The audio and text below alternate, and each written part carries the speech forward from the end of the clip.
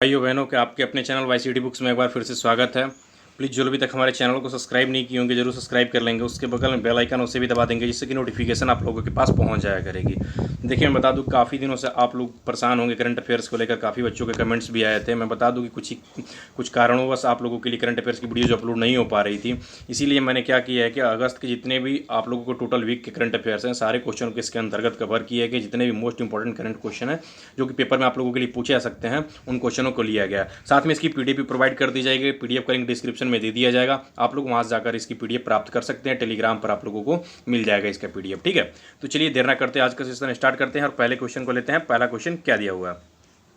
पहला क्वेश्चन दिया हुआ है कि हाल ही में किस राज्य सरकार ने मुख्यमंत्री किसान सहाय योजना शुरू किया है। पूछा जा रहा है कि मुख्यमंत्री किसान सहाय योजना किस राज्य सरकार के द्वारा शुरू किया गया है। तो इसका राइट आंसर क्या हो जाएगा? इसका राइट आंसर हो जाएगा गुजरात सरकार के द्वारा। किसके द्वारा?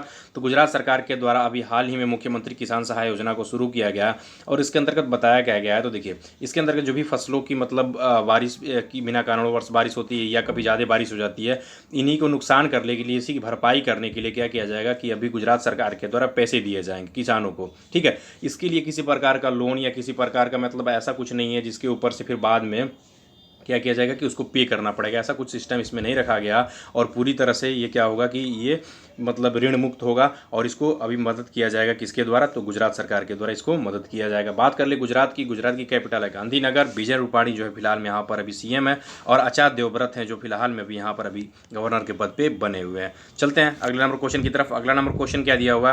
ये भी क्वेश्चन अपने आप में बहुत ज़्यादा इंपॉर्टेंट है। हाल ही में सेल के बारे में आप लोग नाम सुने होंगे। दो चार ऐसी कंपनियां हैं जो आप लोग मतलब बहुत ज़्यादा सुनने को मिलती है। सेल होता है, गेल होता है, भेल होता है, HAL होता है, ठीक है, LNT होती है। ये सब दो चार ऐसी कंपनियां हैं जो हमेशा हम लोगों को देखने को या सुनने को मिलती है। बात कर ले रहे हैं सेल की।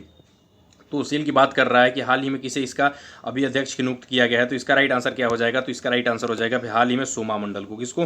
सोमा मंडल को। ये अभी कलकत्ता से बिलोंग करती हैं। इन्हीं को अभी क्या किया गया कि सेल का अध्यक्ष के रूप में नियुक्त कर दिया गया और ये ऐसी नियुक्त होने वाली पहली महिला। याद रख लीजिए इसके पहले भी सेल के जितने भी अध्यक्ष रहे हैं steel authority of India limited के, तो इसके जितने भी रहे हैं अभी पुरुष रहे हैं, लेकिन पहली बार किसी महिला को नियुक्त किया गया है। और किसको नियुक्त किया गया है? तो सोमा मंडल को नियुक्त किया गया। बात कर लें इसके अलावा मैंने एक ऑप्शन और भी दिया हुआ है, SS मुद्रा दिया हुआ। क्या दिया हुआ? SS मुद्रा दिया हुआ।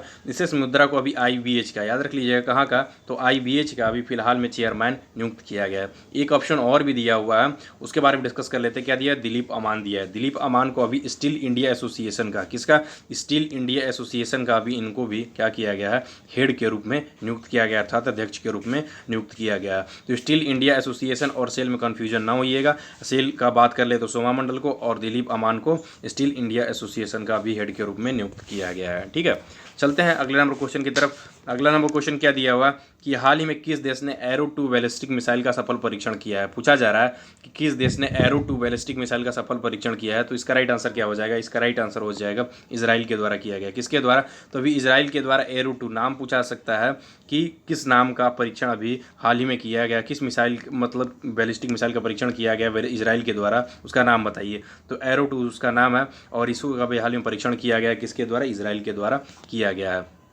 बात कर ले हम कहाँ पे किया गया है, तो भूमध्य सागर में किया गया है और ये भी इंपॉर्टेंट बन जाता है कि फिलहाल में अभी यहाँ पर अभी बने हैं तो कुछ दिन पहले ही प्राइम मिनिस्टर बने हैं। कौन बने हैं? तो बेंजामिन नेतन्याहू बने हैं और ये लगातार ऐसे होने वाले 5वीं बार बने हैं। हालांकि ये 2 साल के लिए ही बने हैं, इसके बाद से इनकी पार्टी गठबंधन में, इसलिए वैसे इनके जो अपोजिट हैं वो 3 साल के लिए फिर से दोबारा मतलब दूसरे प्रधानमंत्री के रूप में नियुक्त कर दिया जाएगा। कैपिटल इसकी जेरूसलम है। चलते हैं अगले नंबर क्वेश्चन की तरफ।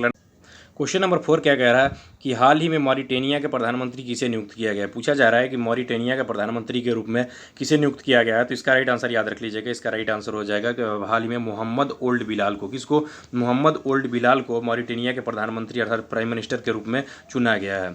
इसके अलावा मैं और भी ऑप्शन दिया हूँ, उसके बारे में भी मैं डिस्कस कर लेता हूँ। क्या दिया हुआ है? Michael Morton. माइकल मॉर्टिन को मैंने कुछ दिन पहले ही आप लोगों को बताया था, जो लोग हमारे पीछे करंट अफेयर्स की वीडियोज़ देखे होंगे कुछ दिन पहले, कि उनको पता होगा। अभी इनको क्या किया गया था? इनको आयरलैंड का, याद रख लीजिएगा कहाँ का? तो इनको आयरलैंड का पीएम के रूप में चुना गया था। इसके अलावा मैं बात कर लूँ वाल्टर रोजनर को, किसको, वाल्टर रोजनर को अभी हाल ही में फिर अभी कुछ दिन पहले इनको भी किया गया था, इनको क्या किया गया था, पेरू का, इनको पेरू का प्राइम मिनिस्टर के रूप में चुना गया था। और मार्क एंथनी के बारे में भी आप लोग पढ़ चुके हैं, मार्क एंथनी के बारे में मैं बताया हूँ। इनको कहाँ का, तो इनको गुयाना का, कहाँ का, गुयाना का अभी प्रधानमंत्री के रूप में अर्थात प्राइम मिनिस्टर के रूप में चुना गया था। इसके अलावा मैं एक दो की और भी बात कर लूँ तो हमीद बायकायको का, क्या, किसको, हमीद बायकायको को आइवरी कोस्ट का, किसका, आइवरी कोस्ट का अभी फिलहाल में प्रधानमंत्री के रूप में चुना गया था। इसके अलावा मैं बात करूँ हिमेश मचीची को, किसको, हिमेश मचीची को ट्यूनीशिया का प्रधानमंत्री, ट्यूनीशिया के प्रधानमंत्री के द्वारा इस्तीफा देने के बाद से हिमेश मचीची को वहाँ का प्राइम मिनिस्टर के रूप में चुन लिया गया था। तो इस तरह से मैंने 5-6 नाम बताए हैं।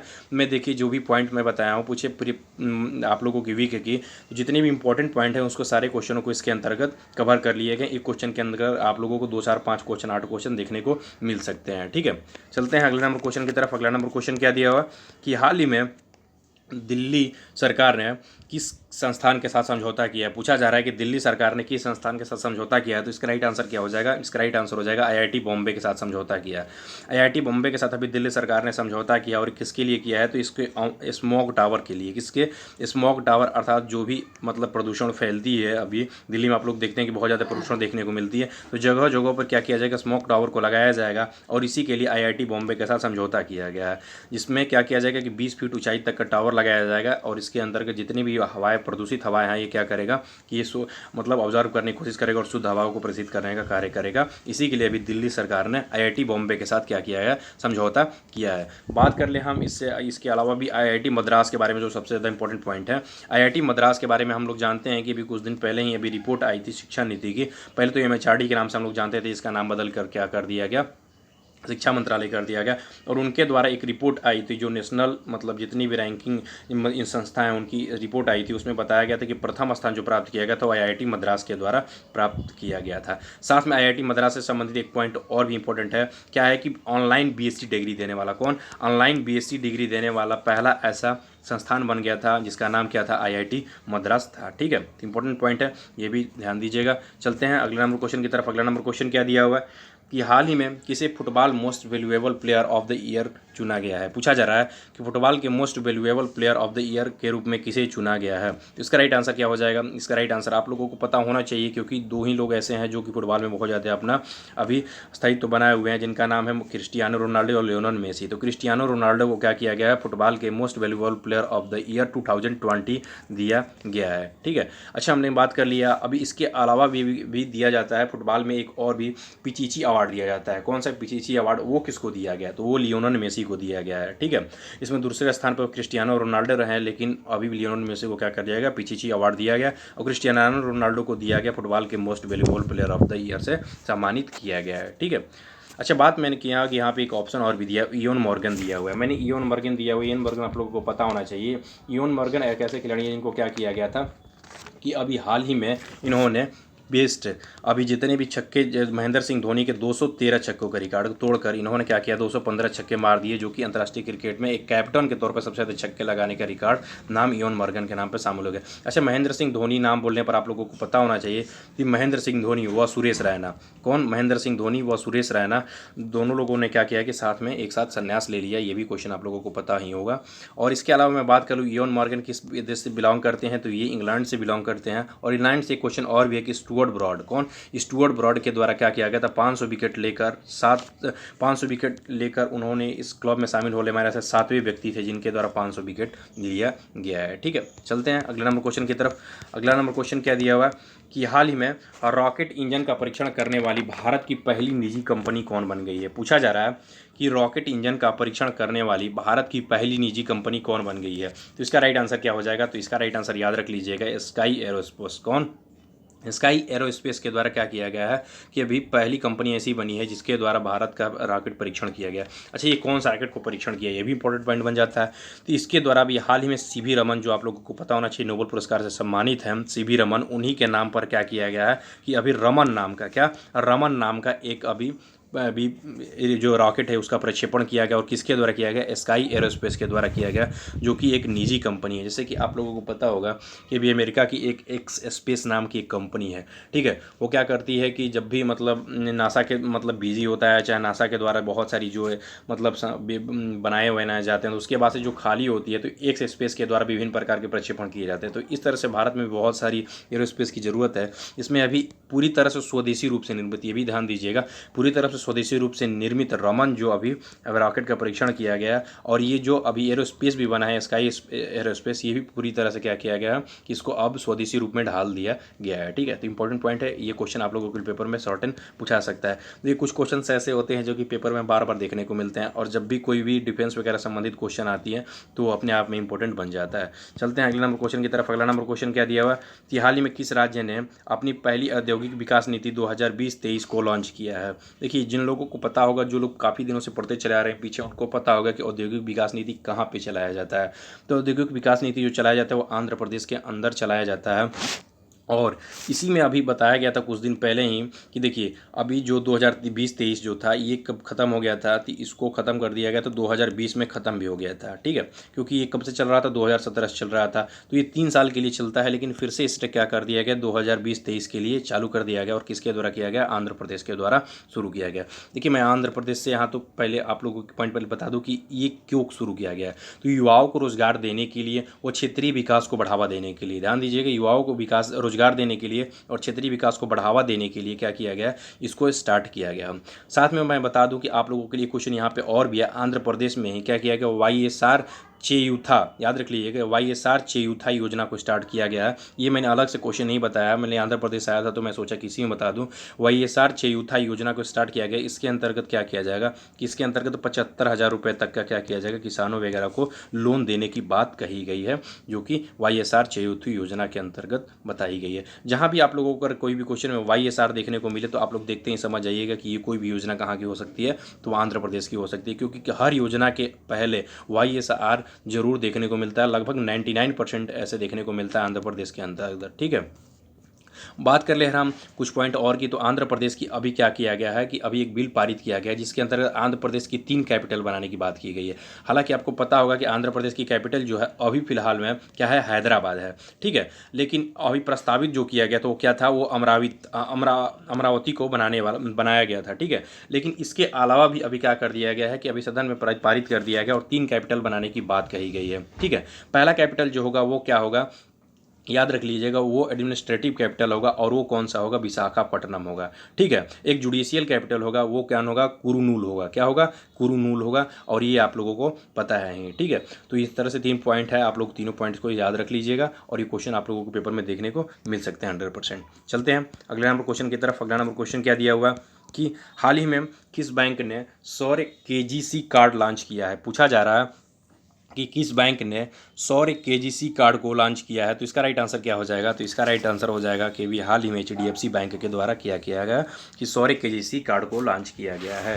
देखिए, मैं बात कर लूँ कि ये क्या करेगा, तो देखिए आपको पहले पता होना चाहिए KGC मतलब क्या होता है। तो किसान गोल्ड क्रेडिट कार्ड इसका पूरा फुल फॉर्म होता है। इसके अंतर्गत क्या किया जाएगा कि जो भी अभी मतलब आर्म्ड पुलिस फोर्स वगैरह होती हैं, चाहे आर्म्ड पुलिस फोर्स से संबंधित जितनी भी इसके अंतर्गत जितने भी लोग आते हैं, उन लोगों को क्या किया जाएगा कि अभी कृषि के लिए मतलब खेती के लिए, ठीक है, उनको 10 लाख रुपए तक का क्या किया जा सकता है, लोन दिया जा सकता है, ठीक है। जब आप इस कार्ड को देखेंगे तो इसके ऊपर अभी एक स्वतंत्र मतलब एक सैनिक का फोटो लगा होगा, और इस कार्ड को पूरे 3 रंगों में भारत के मतलब झंडे के रूप में इस कार्ड को रखा गया है।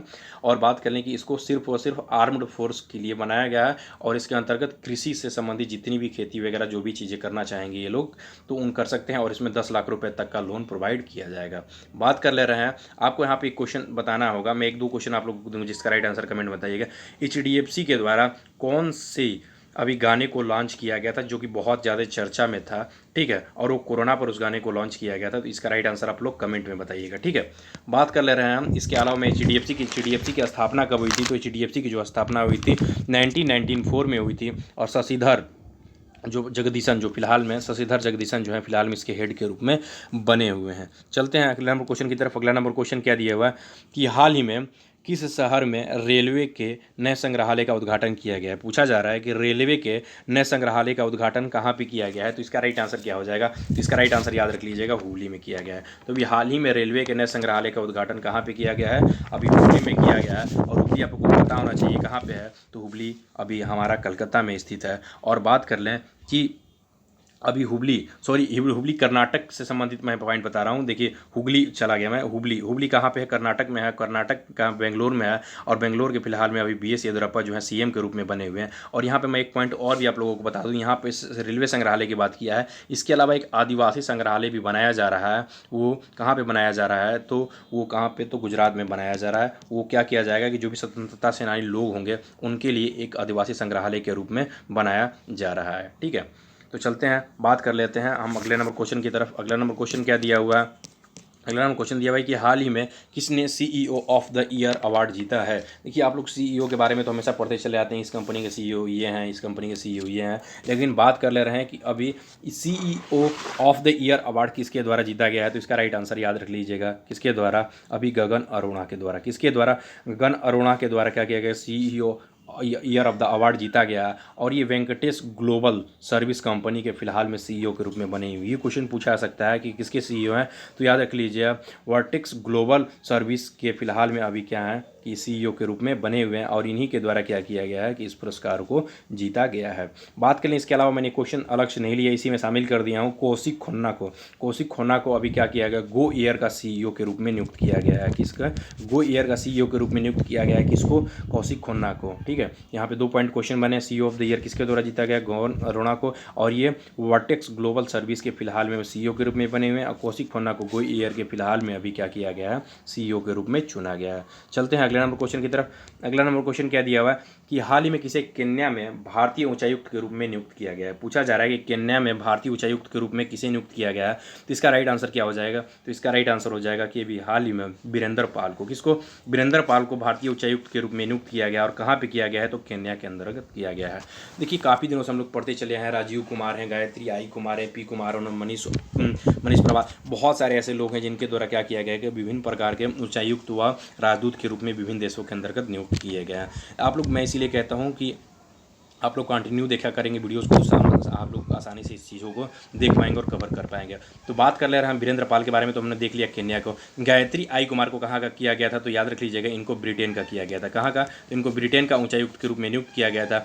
P कुमारन की बात कर लें तो इनको सिंगापुर का, कहाँ का, इनको सिंगापुर का किया गया था। और मनीष प्रभात के बारे में तो अभी याद रख लीजिए इनको कुछ दिन पहले ही किया गया था। तो इनको क्या, कहाँ का किया गया था, तो अजबिकिस्तान का किया गया था। किसको, अजबिकिस्तान का किया गया था। इसके अलावा मैं बात कर लूँ तो विक्रम दुरईस्वामी को, किसको, विक्रम दुरईस्वामी को अभी हाल ही में कहाँ पर किया गया था, तो इनको बांग्लादेश के अंतर्गत विक्रम दुरईस्वामी को किया गया था। PK नायर की बात कर ले तो नाइजर गणराज्य के अंतर्गत इनको किया गया था। तो इस तरह से बहुत सारी पॉइंट्स हैं आप लोगों के लिए पेपर में बन सकते हैं। केन्या की बात कर ले तो नैरोबी इसकी कैपिटल है। और के सीलिंग जो है इसकी फिलहाल में मुद्रा के रूप में है। ठीक है, चलते हैं अगले नंबर क्वेश्चन की तरफ। अगला नंबर क्वेश्चन क्या दिया हुआ, अगला नंबर क्वेश्चन दिया हुआ है कि हाल ही में किस राज्य सरकार ने अरुणोदय स्कीम शुरू करने की घोषणा की है। पूछा जा रहा है कि किस राज्य सरकार ने अरुणोदय स्कीम शुरू करने की घोषणा की है। तो इसका राइट आंसर क्या हो जाएगा, तो इसका राइट आंसर हो जाएगा अभी हाल ही में असम गवर्नमेंट के द्वारा शुरू किया गया। असम गवर्नमेंट के द्वारा हाल ही में अभी अरुणोदय स्कीम शुरू किया जाएगा। और ये किसको शुरू किया जाएगा, तो खाद्य पदार्थ की खरीदने के लिए अभी जो गरीब लोग होंगे उनको क्या किया जाएगा, 800 रुपये दिए जाएंगे गवर्नमेंट की तरफ से। इसी के लिए अरुणोदय स्कीम को शुरू किया गया। और कहाँ पे, तो असम में शुरू किया गया। असम की बात कर ले CM कौन है, तो सर्बानंद सोनोवाल जगदीश मुखी है, जो फिलहाल में अभी यहाँ पर अभी गवर्नर के पद पे बने। असम की कैपिटल दिसपुर है। ठीक है, चलते हैं अगले नंबर क्वेश्चन की तरफ। अगला नंबर क्वेश्चन क्या दिया हुआ है कि हाल ही में भारतीय तटरक्षक बल ने किस नाम से एक पोत को लॉन्च किया है। पूछा जा रहा है कि भारतीय तटरक्षक बल ने किस नाम से एक पोत को लॉन्च किया है। तो इसका राइट आंसर क्या हो जाएगा, इसका राइट आंसर हो जाएगा सार्थक। सार्थक नाम से अभी हाल ही में भारतीय तटरक्षक बल ने क्या किया, पोत को लॉन्च किया है। और बात कर लें कि ये क्या होगा, ये गश्ती पोत है। और इसी को अभी हाल ही में कृष्ण स्वामी नटराजन, जो कि फिलहाल में भारतीय तटरक्षक बल के हेड के रूप में बने हैं, इन्हीं के द्वारा इस पोत को उद्घाटन किया गया और लॉन्च किया गया। नाम याद रख लीजिएगा सार्थक, क्योंकि बहुत सारे अभी नेवी वगैरह के पेपर्स होते हैं, उसमें इस तरह के क्वेश्चन देखने को मिल सकते हैं या पूछे जा सकते हैं 100% श्योर हो। चलते हैं अगले नंबर क्वेश्चन की तरफ। अगला नंबर क्वेश्चन क्या दिया हुआ कि हाल ही में किसने our only home a climate appeal to the world नामक पुस्तक को लिखा है। देखिए बहुत ही आप लोगों को इस तरह से क्वेश्चन देखने को मिलते हैं और मैं पुस्तक से आप लोगों को बार बार क्वेश्चन करता हूँ कि अभी तो आप लोगों की करंट में देखने को मिलते हैं, लेकिन भविष्य में जो इस तरह की पुस्तक्स होती हैं वो क्या कर दी जाती हैं कि आप लोगों को जीके के रूप में बना दी जाती हैं और बार बार आप लोगों के बुक्स में ये क्वेश्चन देखने को मिलता है। लेकिन अगर आप लोग अभी देख लेंगे तो डेली 2-4 बुक्स के बारे में, डेली कह रहा हूँ वीक में अगर 1-2 बुक्स के बारे में अगर आते हैं, अगर आप उसको देखते चले जाएंगे तो आप लोगों को आसानी से बुक्स से याद हो जाएगी और परीक्षा के समय नहीं पढ़नी पड़ेगी। तो याद रख लीजिएगा ये किसके द्वारा, तो दलाई लामा के द्वारा। किसके द्वारा? दलाई लामा के द्वारा our only home a climate appeal to the world नामक पुस्तक को लिखा गया है। ठीक है, और इसके अंतर्गत बताया क्या गया है, तो इसके अंतर्गत आप लोग नाम देख ही रहे हैं क्लाइमेट, इसके अंतर्गत जलवायु परिवर्तन से संबंधित जितनी भी चीज़ें हैं उसके बारे में जागरूकता फैलाने, वह हर देशों के किसके द्वारा कितनी प्रतिभागी मतलब इसके अंतर्गत हैं, किस तरह से इसके द्वारा नेतृत्व किया जा रहा है, किस देश के द्वारा, सारी चीज़ों को इसके अंतर्गत बताया गया है। साथ में इसकी जागरूकता फैलाने के बारे में भी इसके अंतर्गत बताई गई है। ठीक है, बात कर ले हम इसके अलावा नीना राय के बारे में। हम लोग नीना राय के बारे में अभी पढ़े हैं कुछ दिन पहले। क्या दिया था? अमेजिंग अयोध्या। क्या? अमेजिंग अयोध्या नामक क्या किया गया था, एक बुक को लिखा गया था। वो किसके द्वारा लिखा गया था? वो नीना राय के द्वारा लिखा गया था। अच्छा, एक पॉइंट मैं और भी दिया हूँ यहाँ पर, राजनाथ सिंह दिया हुआ है। राजनाथ सिंह के द्वारा भी एक पुस्तक लिखी गई थी। क्या? Connecting community and changing. 3CCC नामक अभी पुस्तक को क्या किया गया? विमोचन किया गया। सॉरी, इनके द्वारा विमोचन किया गया। और लिखा किसके ऊपर लिखा गया? तो याद रख लीजिएगा वेंकैया नायडू, जो कि फिलहाल में हमारे उपराष्ट्रपति हैं। उन्हीं के द्वारा, उन्हीं पर क्या किया गया है, इनको लिखा गया। इनके 3 साल के जीवित जितने भी कार्यकाल हैं इस बुक्स के अंतर्गत बताई गई है। और इसका जो इलेक्ट्रॉनिक संस्करण है वो प्रकाश जावड़ेकर के द्वारा। याद रख लीजिए बुक का विमोचन वो किसके द्वारा किया गया? राजनाथ सिंह के द्वारा किया गया। लेकिन इसका इलेक्ट्रॉनिक संस्करण जो किया गया और प्रकाश जावड़ेकर के द्वारा किया गया है। तो इंपॉर्टेंट पॉइंट है, दोनों पॉइंट आप लोगों में अपने आप में क्वेश्चन बन सकता है। इसके अलावा मैं बुक्स की बात कर लूँ तो बहुत सारे बुक्स से संबंधित क्वेश्चन बनते हैं। बात कर लें over drafting the Indian saver नामक पुस्तक अभी लिखी गई थी। वो किसके द्वारा लिखी गई थी? तो वो अभी हाल ही में हमारे जो पूर्व RBI गवर्नर है उर्जित पटेल, उनके द्वारा लिखी गई थी। #MeToo पुस्तक लिखी गई थी, कर्णपुरी के द्वारा लिखी गई थी। इसके अलावा मैं बात कर लूँ तो अभी हाल में बिहाइंड द मास्क नामक पुस्तक लिखी गई थी। क्या लिखी गई थी? बिहाइंड द मास्क पुस्तक लिखी गई थी।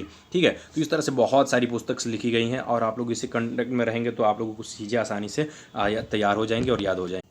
अगला नंबर क्वेश्चन क्या दिया हुआ है कि हाल ही में किस राज्य ने कर्म साथी प्रकल्प योजना शुरू किया है? पूछा जा रहा है कि कर्म साथी प्रकल्प योजना किसके द्वारा शुरू किया गया है। तो इसका राइट आंसर क्या हो जाएगा? पश्चिम बंगाल के द्वारा शुरू किया गया। पश्चिम बंगाल के जो फिलहाल में भी CM है ममता बनर्जी, उनके द्वारा क्या किया गया कि इस योजना को शुरू किया गया। इसके अंतर्गत मैं बात कर लूँ तो इसके अंतर्गत क्या किया जाएगा कि आत्मनिर्भर के तहत, आत्मनिर्भर योजना के तहत अभी जितने भी युवाएं हैं, जितने भी लड़के हैं जो कि आसानी से अपनी पढ़ाई को पूरी नहीं कर पा रहे हैं या किसी प्रकार की बिजनेस वगैरह, छोटे मोटे बिजनेस वगैरह करना चाहते हैं, नहीं कर सकते हैं, तो उनके लिए क्या किया जाएगा? इसके अंतर्गत लोन प्रोवाइड किया जाएगा। ठीक है, इंपॉर्टेंट पॉइंट है, जरूर ध्यान दीजिएगा। CM कौन है?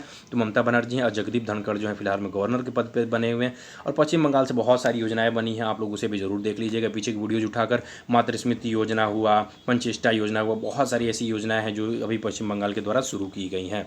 चलते हैं अगले नंबर क्वेश्चन की तरफ। अगला नंबर क्वेश्चन क्या दिया हुआ है कि हाल ही में किसने प्रोजेक्ट डॉल्फिन को शुरू करने की घोषणा किया है? पूछा जा रहा है कि प्रोजेक्ट डॉल्फिन शुरू करने की घोषणा किसके द्वारा किया गया है। तो देखिए आप लोग देखने काफ़ी ज़्यादा कन्फ्यूजन होता है नरेंद्र सिंह तोमर में और नरेंद्र मोदी में। तो इसका राइट आंसर याद रख लीजिएगा, नरेंद्र मोदी जी के द्वारा शुरू किया गया। नरेंद्र सिंह तोमर जो है हमारे अभी फिलहाल में कृषि मंत्री हैं। ठीक है, और प्राइम मिनिस्टर जो है हमारे नरेंद्र मोदी, इन्हीं के द्वारा प्रोजेक्ट डॉल्फिन को शुरू किया गया। याद रख लीजिए कि इसके अलावा एक प्रोजेक्ट अभी लॉयन भी शुरू किया जाएगा, ये भी इसकी घोषणा भी कर दी गई है। क्या? Project lion.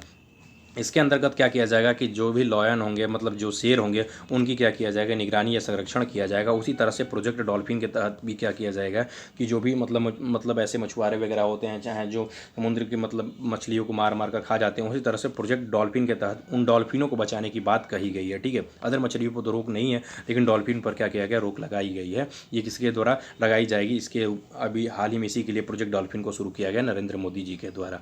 चलते हैं अगले नंबर क्वेश्चन की तरफ। अगला नंबर क्वेश्चन क्या दिया हुआ है कि हाल ही में किसे धर्मपद पुरस्कार से सम्मानित किया गया है? पूछा जा रहा है कि धर्मपद पुरस्कार से सम्मानित किया गया है, किसे सम्मानित किया गया है? तो इसका राइट आंसर क्या हो जाएगा? तो अभी हाल ही में सुदर्शन साहू को, किसको? सुदर्शन साहू को अभी धर्मपद पुरस्कार से सम्मानित किया गया है। इनके द्वारा क्या किया गया है कि अभी कला के क्षेत्र में उत्कृष्ट प्रदर्शन करने के लिए उड़ीसा कला साहित्य अकादमी के द्वारा, याद रख लीजिएगा किसके द्वारा? उड़ीसा कला साहित्य अकादमी के द्वारा इस पुरस्कार से नवाजा गया और किसको? सुदर्शन साहू को धर्मपद पुरस्कार से सम्मानित किया गया है। अच्छा, मैं इसके अलावा एक क्वेश्चन इसमें और भी कवर कर लिया हूँ। इंटरनेशनल कुक बुक अवार्ड, याद रख लीजिएगा, इंटरनेशनल कुक बुक अवार्ड अभी किसको दिया गया है, तो राधा भाटिया को दिया गया है। किसको, राधा भाटिया को इंटरनेशनल कुक बुक अवार्ड। तो इसमें मैंने क्वेश्चन नहीं लिया है, ये भी इंपॉर्टेंट है, और ये धर्मपद पुरस्कार ये भी इंपॉर्टेंट है। ठीक है, बात कर ले करी पुरी को, तो अभी कुछ दिन पहले ही मैंने पढ़ाया था, इम्पैक्ट वोमेन अवार्ड दिया गया था। किसको, इम्पैक्ट वोमेन अवार्ड से सम्मानित किया गया था, कली पुरी को सम्मानित किया गया था। दीपंकर घोष को प्रेम भाटिया पुरस्कार से सम्मानित किया गया था, आपको पता होना चाहिए। ठीक है, तो ये चारे पॉइंट आप लोगों के लिए अपने आप में इंपॉर्टेंट हो सकते हैं। चलते हैं अगले नंबर क्वेश्चन की तरफ। अगला नंबर क्वेश्चन क्या दिया हुआ है कि हाल ही में जारी हुए अमृत योजना रैंकिंग में कौन शीर्ष पर रहा है। पूछा जा रहा है कि कौन सा राज्य क्या किया गया है कि शीर्ष स्थान प्राप्त किया गया, किसके द्वारा प्रथम स्थान प्राप्त किया गया। तो इसका राइट आंसर क्या हो जाएगा, तभी हाल ही में उड़ीसा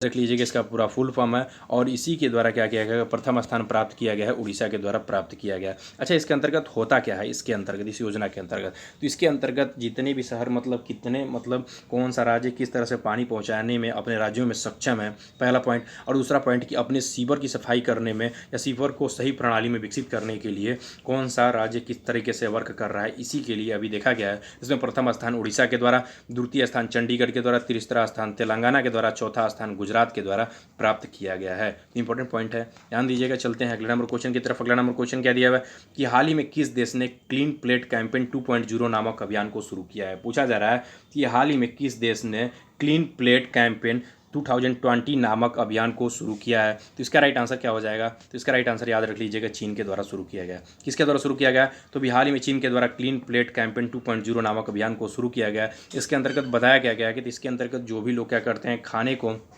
पार्टी वगैरह करते हैं और खाने को आसानी से थोड़ा बहुत तो खाते हैं। हम लोग भी यहाँ भी देखते हैं, हम लोगों को इस पर जागरूक होने की आवश्यकता है। चीन जैसे देश से जब जागरूक हो सकते हैं तो हम लोग देश क्यों नहीं हो सकते हैं। तो क्या करते हैं कि हम लोग बहुत सारी आइटम्स जाते हैं शादी विवाह में, तो कहीं भी जाते हैं 2 या 4-5 आइटम्स है तो हम मिलते नहीं है। तो क्या करते हैं कि हम इसमें से खाते हैं, थोड़ा सा इसमें से खाते हैं, इसमें से खाते हैं, लेकिन हम लोग 25 to 30% खाने को क्या करते हैं, हम लोग फेंक देते हैं। बहुत सारे ऐसे लोग होते हैं जो क्या करते हैं, खाने को फेंक देते हैं। तो इसी पर रोक लगाने के लिए भी क्या किया गया है कि क्लीन प्लेट 2.0, हालांकि इसकी पहली जो योजना स्टार्ट की गई तो 2011 में ही कर दी गई थी, लेकिन फिर से इसे कैंपेन को 2.0 का नाम देकर क्या किया गया, स्टार्ट किया गया है चीन के अंतर्गत। चीन की बात करें, कैपिटल बीजिंग है, रेनमिनबी यहाँ की मुद्रा है, और शी जिनपिंग जो है फिलहाल में यहाँ पर अभी क्या है, राष्ट्रपति के रूप में बने हुए हैं। चलते हैं कुछ अदर पॉइंट के बारे में डिस्कस कर लेते हैं, जो इंपॉर्टेंट पॉइंट है उसे मैं रख लेता हूँ। बात कर लें कि हाल ही में गोवा के हरमल मिर्च को जीआई टैग प्राप्त हुआ है। पूछा सकता है कि गोवा के किस मिर्च को, चाहे गोवा के किस चीज़ को अभी जीआई टैग प्राप्त किया गया या दिया गया है, इसका याद रख लीजिएगा, जीआई टैग मिला है गोवा के हरमल मिर्च को। जीआई मतलब क्या होता है, ग्राफिकल इंडेक्स होता है, जिसको क्या कर सकते, मतलब उस राज्य में उस चीज़ के अलावा और किसी को क्या किया सकता है कि उस मिर्च को या उस मिठाई को वगैरह को उसके अलावा गवर्नमेंट ही चाहेगी तो उसको दे सकती है, या फूड सेफ्टी जो होती है उस नहीं दे सकती है, तो ये जीआई टैग प्राप्त किया जाता है। ठीक है, चलते हैं अगले पॉइंट के बारे में देख लेते हैं। क्या दिया कि हाल ही में जारी हुए ब्लूमबर्ग बिलियनर्स इंडेक्स 2020 के मुकेश अंबानी को चौथा स्थान प्राप्त हुआ है। अभी ब्लूमबर्ग के द्वारा कुछ दिन पहले जो जारी किया गया उसमें 5वां स्थान बताया गया था, लेकिन फिर से बताया गया और इसमें चौथा स्थान बताया गया है कि जो क्या किया, दुनिया के सबसे अमीर व्यक्तियों में जो मुकेश अंबानी है चौथे स्थान पर पहुंच गए हैं, चौथे स्थान पर पहुंच गए हैं। पहले स्थान पर कौन है, जेम्स बोसेफ जो कि अमेजन के मालिक है। दूसरे स्थान पर कौन है, तो आपको पता होना चाहिए, माइक्रोसॉफ्ट के मालिक हैं। ठीक है, और बात कर लें कि तीसरा स्थान पर कौन है, तो फेसबुक के मालिक आपको पता होना चाहिए कौन है, मार्क जुगलबर्ग हैं जो अभी हैं। ठीक है, चौथे स्थान पर कौन पहुंच गए हैं, ये हमारे मुकेश अंबानी पहुंच गए हैं। चलते हैं अगले नंबर क्वेश्चन नंबर पर। क्या दिया हुआ है कि हाल ही में गुजरात के 2 ओवरब्रिज के नाम पर अरुण जेटली और सुषमा स्वराज का नाम रखा गया है। पूछा सकता है कि गुजरात के किन ओवरब्रिजों का नाम बदल कर रखा गया, तो अरुण जेटली और सुषमा स्वराज के नाम पर गुजरात के 2 ओवरब्रिजों का नाम बदल कर रखा गया है।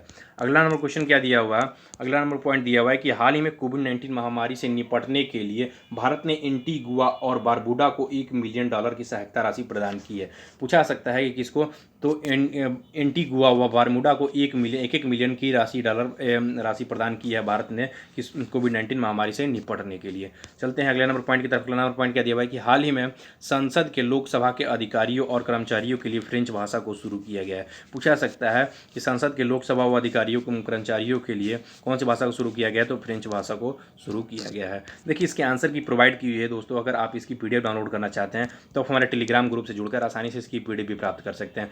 तो मैक्सिमम लोग हमारे चैनल से जुड़िए, चैनल को सब्सक्राइब कीजिए और वीडियो अच्छा लगे तो लाइक जरूर कीजिएगा दोस्तों। और मैं बता दूं कि वाईसीटी आप लोगों के लिए हर प्रकार की बुक्स अवेलेबल कराती है। किसी प्रकार की बुक्स को आप लोग चाहते हैं, चाहे मैं बता दूं कि आप लोगों के लिए वाईसीटी आप विभिन्न प्रकार की जो जॉब से संबंधित आप लोगों को न्यूज़ वगैरह हैं, किसी प्रकार की न्यूज़, तो आप लोग उसके लिए जाइए और जुड़िए चैनल पर और उसके बारे में जानकारी भी प्राप्त कीजिए। साथ में मैं अभी आप लोगों को बता दूं कि आगे जो भी अभी न्यूज़ से संबंधित जितनी भी एग्जाम से संबंधित या किसी भी नौकरी से संबंधित आप लोगों के लिए है, उसके लिए भी वीडियोज़ अब कंटिन्यू प्रोवाइड की जाएंगी। तो आप लोग से जरूर देखिएगा और अपने दोस्तों में भी शेयर कीजिएगा। तो दोस्तों चैनल को सब्सक्राइब करना ना भूलिएगा और वीडियो अच्छा लगे तो लाइक जरूर कीजिएगा। थैंक यू दोस्तों, थैंक यू।